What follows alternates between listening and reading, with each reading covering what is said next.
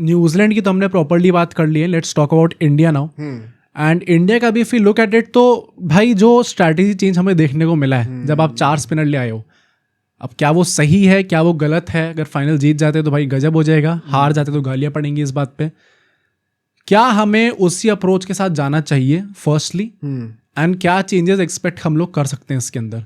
क्योंकि वो 4 स्पिनर वाली approach if you look at it, तो ऑस्ट्रेलिया के अगेंस्ट कुछ खास था नहीं उसका काम। एक्चुअली मैं लॉजिकली अगर बात करी जाए तो ऑस्ट्रेलिया के अगेंस्ट जो पिच हमें मिली थी उसमें 4 स्पिनर्स का खेलना बनता नहीं था। हाँ। और ये चीज आप स्टैटिस्टिकली प्रूव भी कर सकते हो। न्यूजीलैंड वाले मैच में हमने 7 ओवर पेसर से डलवाए थे। Rohit Sharma was forced to bowl more than double those overs, more than 15 overs of pace in the next game because middle overs में जब कुलदीप यादव की पिटाई हो रही थी, he did not have some other spinner to go to. बाकी लोग अपने जॉब कर ही रहे थे, बट अगर आपको मिडिल ओवर्स में सारी बॉलिंग स्पिनर्स ही करानी है, you did not have any other option. क्या वो खुद बॉलिंग करते वो तो होता नहीं। तो आई थिंक वहां पर एक ही लिमिटेशन थी कि फिर आपको बहुत ही छोटे छोटे और जल्दी जल्दी स्पेल्स आपको कराने पड़ रहे थे। Nobody bowled more than 4-5 overs in a spell, बहुत रेयर था वो।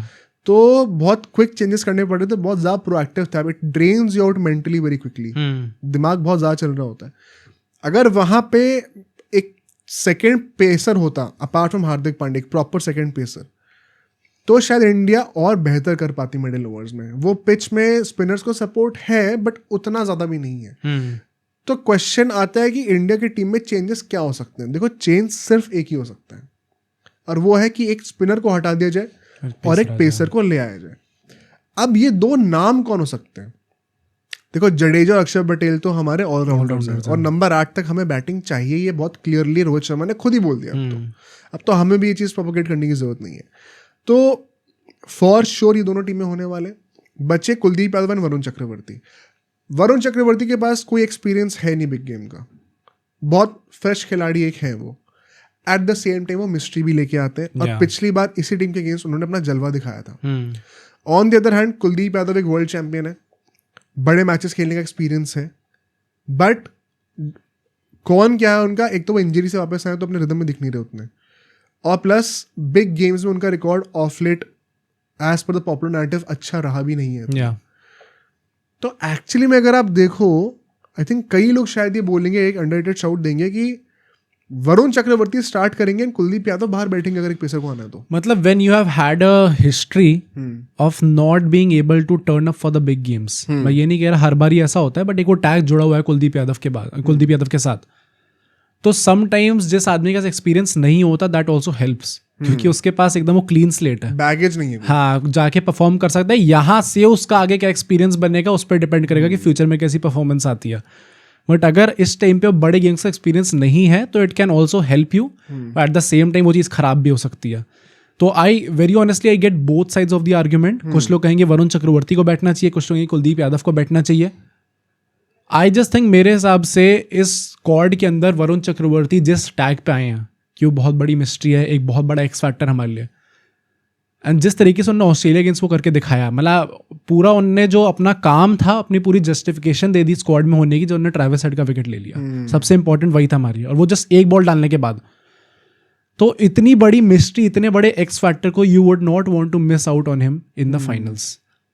इसलिए मेरे हिसाब से शायद कुलदीप अगर आएंगे हर्षित राणा, मेरे हिसाब से तो वेरी ऑनेस्टली आई थिंक ये 4 स्पिनर्स के साथ ही जाने वाले हैं। But isn't it going to be unfair on Kuldeep Yadav अगर उनको ऐसे बाहर बैठा देते हैं? मैं तभी कह रहा हूँ कि मेरे हिसाब से जो विनिंग स्ट्रैटेजी आपकी चलती आ रही है, you should go with 4 spinners. अगर आपने इतना विश्वास दिखाया कि आपने टोटल में इतने सारे स्पिनर्स लेके गए हो स्क्वाड के अंदर, 5 स्पिनर लेके गए हो, तो फिर make use of that. And I think अगर आपने लेके गए थे तो कुछ डेटाबेस होगा आपके पास उसको बैक करने का, and that is why I feel अब मतलब it's not the point of time जहाँ पे आप एक पेसर को वापस लेके आओ।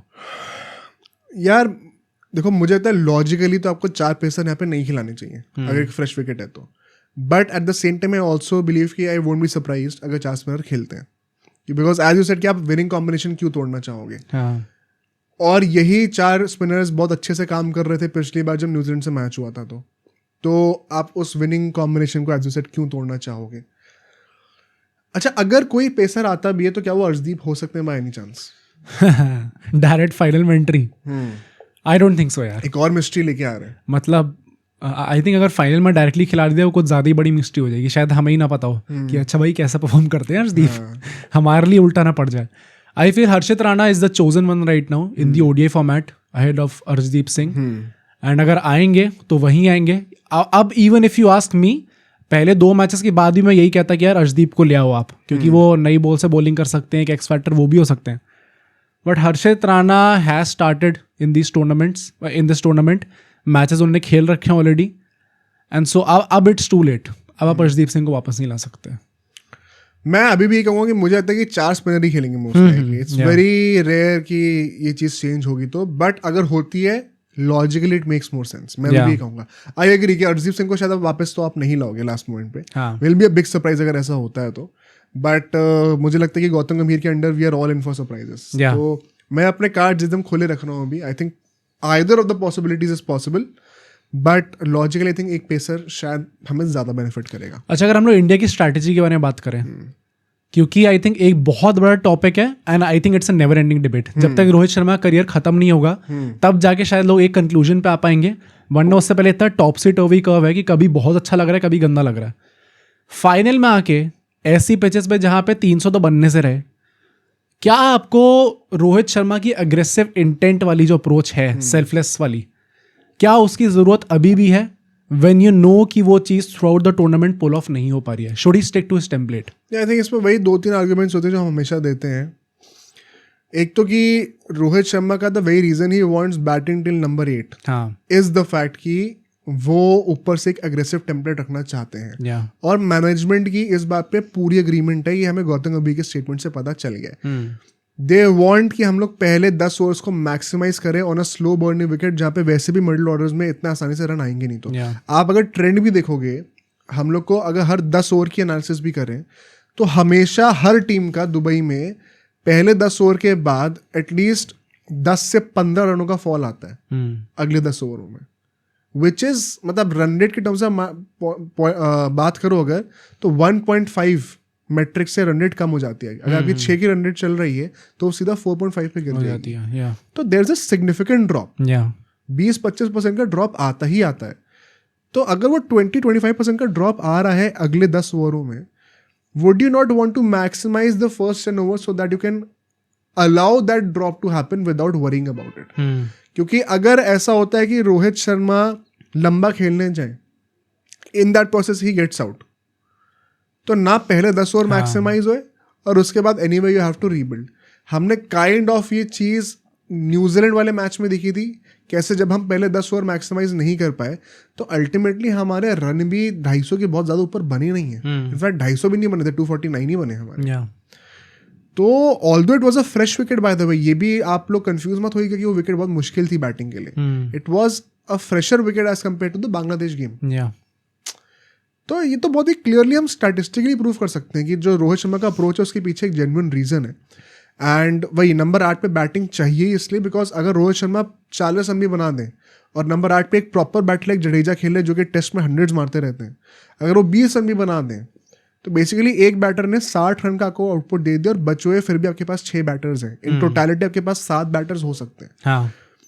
तो मुझे लगता है कि it makes a lot of sense. हाँ, अब ये बात है कि क्या इन पिचेस पे वो चीज़ पुल ऑफ हो पाएगी. कि अगर ये वर्ल्ड कप इंडिया में हो रहा होता कोई, तो आप बड़े अच्छे से खेल पाते. यहाँ पे पाटा विकेट्स होती. जहाँ कोई चैंपियंस ट्रॉफी दुबई में हो जा रही है या श्रीलंका में अगर होती तो वहाँ पे मुश्किल होता आपको ये चीज़ें पुल ऑफ करना.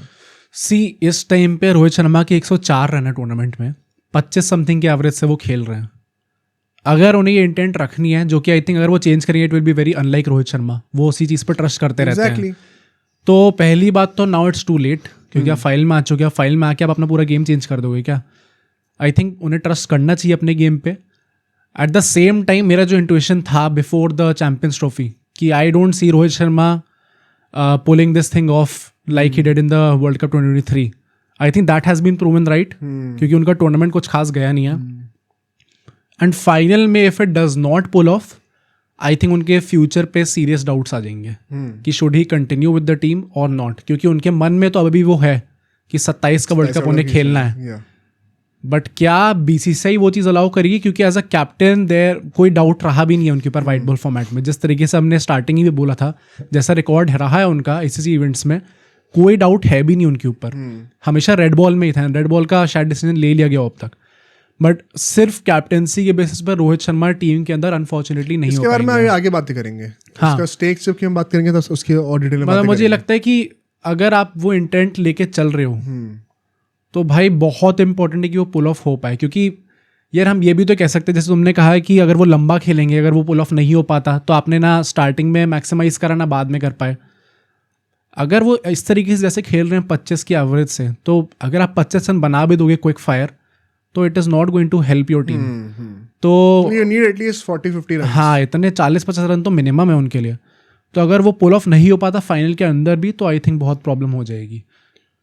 बट स्टिल मतलब वही उसी टेम्पलेट पे स्टिक करे तो आई थिंक अब पूरे करियर का निकल गया, वो आखिरी मैच में आके तो चेंज नहीं करेंगे। एंड जो रोहित शर्मा का पूरा एक पर्सोना बना है कि वो टीम को पहले रखते हैं और सेल्फलेस इंटेंट दिखाते हैं, I think this would be the most un Rohit Sharma like thing कि वो लास्ट मैच में आके अपना अप्रोच ही चेंज कर दो। तो आई डोंट सी इट हैपनिंग।